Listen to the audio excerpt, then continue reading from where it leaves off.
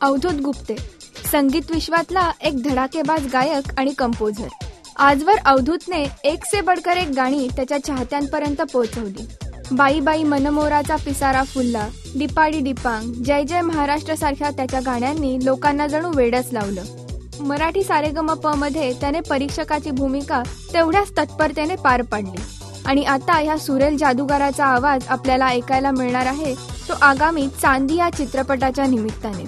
पु ल देशपांड्यांच्या साहित्यावर आधारित चांदी या सिनेमाचा टायटल ट्रॅक अवधूतने नुकताच गायला. अवधूतच्या बाकी गाण्यांप्रमाणेच हे गाणं सुद्धा लोकांच्या मनात जागा निर्माण करेल अशी आशा करायला हरकत नाही.